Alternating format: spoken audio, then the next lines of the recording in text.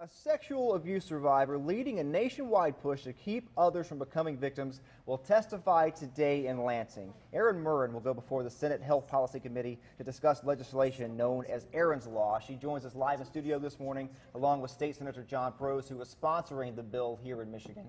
Thanks for coming out this morning. Really appreciate that. Of course. Let's start with your story, Erin. Share your story with us. From the ages of 6 to 8.5, I was sexually abused as a young child. You know, I was never told, educated on safe touch, unsafe touch, safe secrets, unsafe secrets. So I woke up as a little 6-year-old off on my little overnight with my best friend and wake up to her uncle coming into the room sexually abusing me.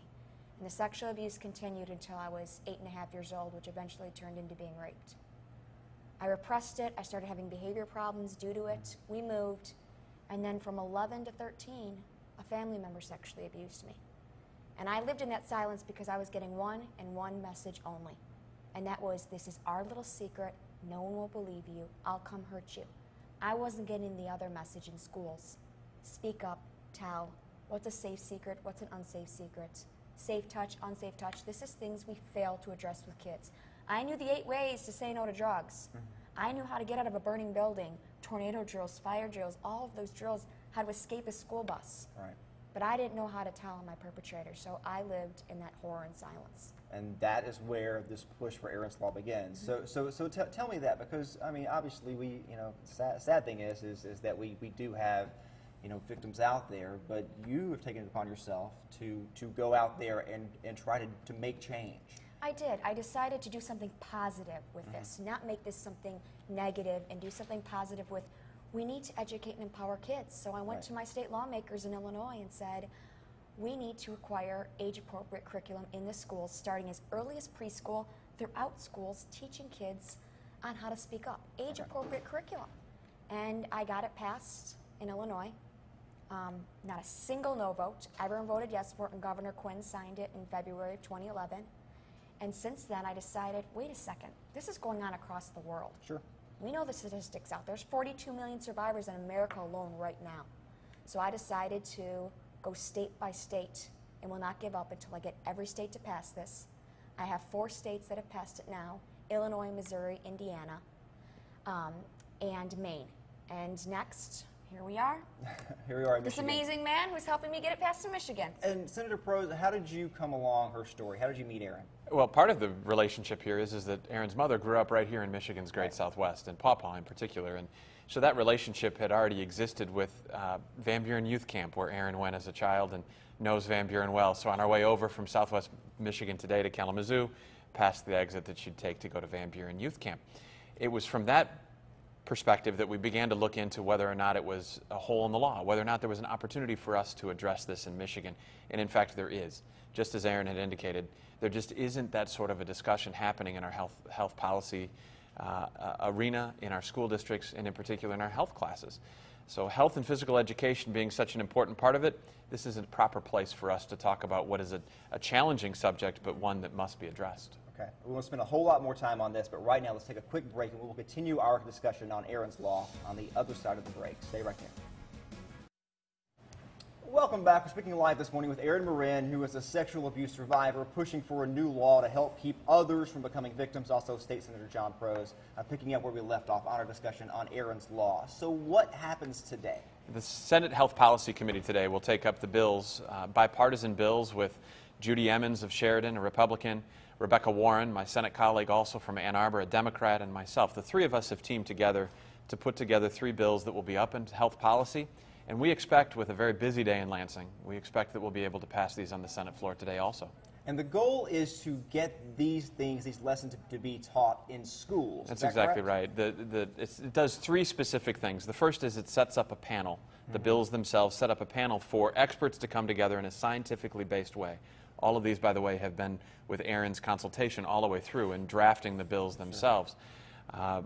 Sets up a panel, 180 days to come back then with specific recommendations and a menu of items that our school districts can then implement in K through 5 education, kindergarten through 5th grade education, on just exactly how kids should be made aware of telling a responsible adult, making sure they know that this isn't normal touching, Sure. it's not it's inappropriate, etc. So the first is the panel, the second is the school districts themselves Right. implementing, and the third is an opt-out for parents, which is an interesting scenario that, that Erin suggested that we have that opt-out available. And Erin, you were telling me in the break that of the 4 states that have already passed this bill, they have already enacted task force to figure out what's the best way to teach kids these lessons. What have these task force learned so far about the right way and the good ways, the ways that work to teach kids? Well, what we've realized is not to put school districts in a corner and saying this is the one and only curriculum you will teach your kids. We're giving them options. There's excellent research-based curriculum out there that will come into the schools, or you can train your staff, your teachers, your school administrators, because we're realizing that the administrators need to be educated, the teachers need to be educated, the parents need to be educated, not just the kids. And deciding with these different curriculums which is the best for each school district's setup. Sure. And research shows that if you have them come in once a year, it's far more effective coming in 3 or 4 times a year than just a one-time session of speaking and educating kids on this. But we're showing that role plays, different role plays really pay an impact on kids of retaining that information. And it's really interesting what the role plays do with kids and how they respond to it. All right, Erin Marin, State Senator John Prost, thanks for your time today. Really appreciate that. Thank you for coming and sharing your story. Really appreciate that as well. Thank you. I appreciate it. I appreciate very much my colleagues taking up these bills, Mr. Chairman. I know time is short, and I think that the testimony that Erin will provide today will give great context to the purpose of these bills that my colleagues on the committee and myself have sponsored. So with that, I'd like to introduce Erin Marin, who will give a little bit of background on the purposes for us discussing Erin's law today. Erin? Thanks, Senator Prose. I appreciate your time today. I'm here to talk to you about a very delicate issue that society often sweeps under the rug and we pretend it doesn't exist. But I guarantee every single one of you in this room knows somebody that has been affected by this. Even if you don't know this person, someone in your life has been affected by sexual abuse, the way I was in my childhood. If you were to look at these pictures of me, happy, smiling, as a young little girl, 6, 7, 8, 11, 12, 13, you'd never know the horror I was enduring in my childhood. From 6, 7, and 8, I was sexually abused and raped at the hands of a neighbor up the street from me, my best friend's uncle who lived in the home. Did I go home and tell? No, I didn't. I kept it a secret, threatened that he would come get me. He knew where I lived. I kept that silence, was labeled BD, emotional disturbed, given an IEP in the schools. Nobody was asking those important questions. Safe touch, safe secrets, unsafe secrets. I was being trained on tornado drills, bus drills, fire drills. I knew how to run out of a burning building, but I didn't know how to tell the secrets I was keeping as a young child. I moved at 8.5 years old, only to get that much closer to the next perpetrator in my life. Somebody I loved and trusted, a family member. At 11 years old, I woke up to my older teenage cousin with his hands down my pants. I'll never forget this moment trying to convince myself it was all a bad dream. It really didn't happen. But that nightmare continued. 11, 12, 13, family gatherings, holidays, even while I babysat my little cousins. Threatened, this is our little secret. No one will believe you. If you tell anybody, you will destroy this family. Erin, you have no proof. So I stayed silent. And while I stayed in this silence, I kept my secrets locked away in my little childhood diary. And I'm just going to read to you one little thing I wrote in this little childhood diary. Just after being abused, I sobbed the whole way home. Over and over in my head, I thought about what just happened. In school, a guy called Officer Friendly teaches us about stranger danger, never to answer the door when my parents are gone.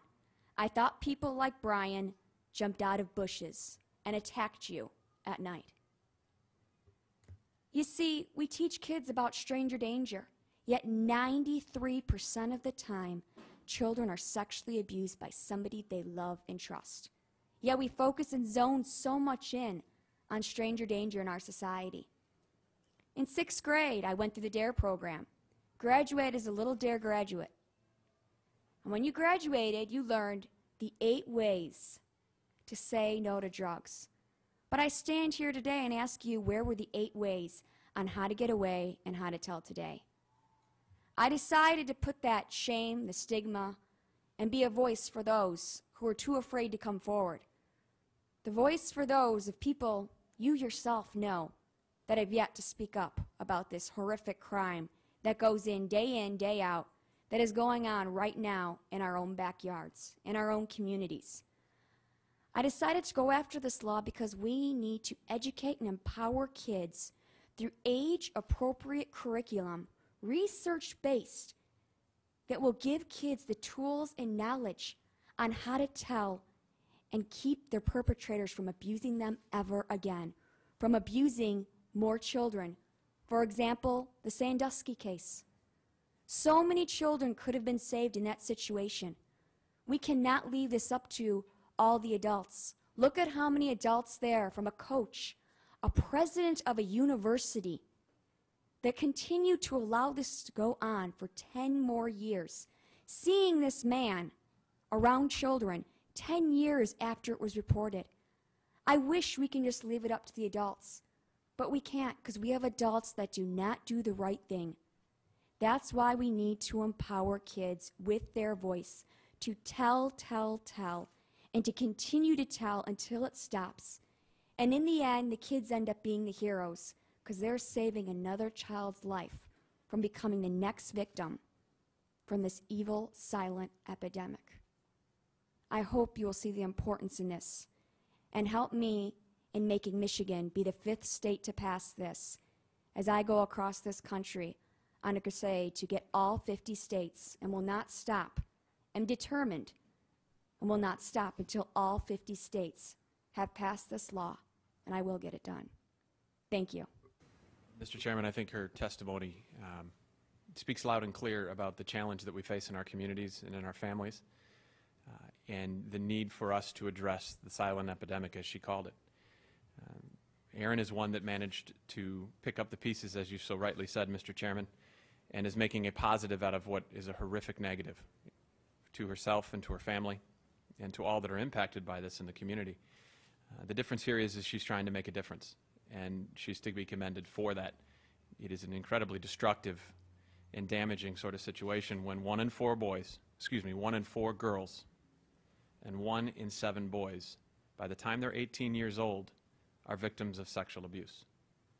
The numbers are staggering, and it's important that we as a legislature put together the right public policy with my colleagues and with you, Mr. Chairman, to make sure that we put an end to this.